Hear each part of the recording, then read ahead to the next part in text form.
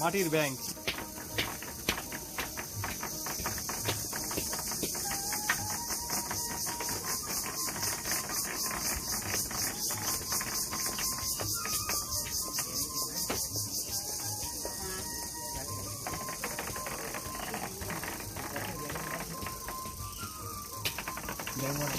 এটা দিয়ে কি ব্যাংক তৈরি হবে না কাকা?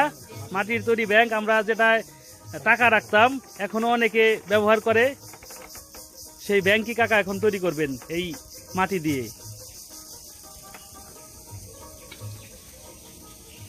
সুন্দর মাটির ব্যাংক তৈরি হয়ে যাচ্ছে।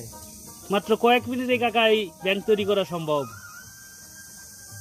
মাটি যদি ভালো বসিনা থাকে তাহলে 10-5 মিনিটের মধ্যে তৈরি করা যায়।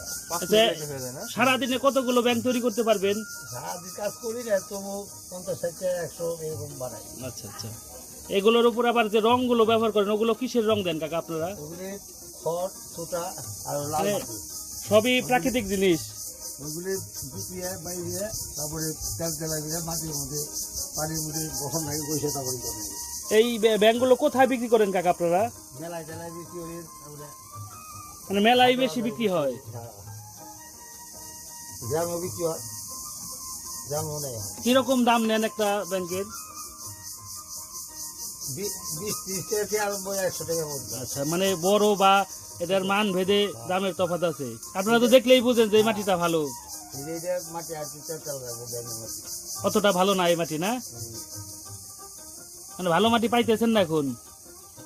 তখন পাওয়া তো যায় না, খোলা নিয়ে মাটি বন্ধ হয়ে গেছে।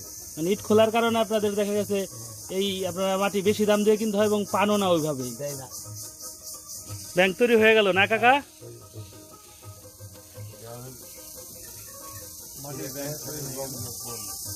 এখন শুধুমাত্র রং দিলেই হয়ে যাবে, আবার তারপরে পোড়াতে হবে।